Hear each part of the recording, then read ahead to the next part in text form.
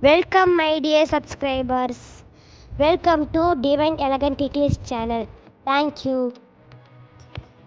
In this video, I list out important opposites in Unit 1 to 7.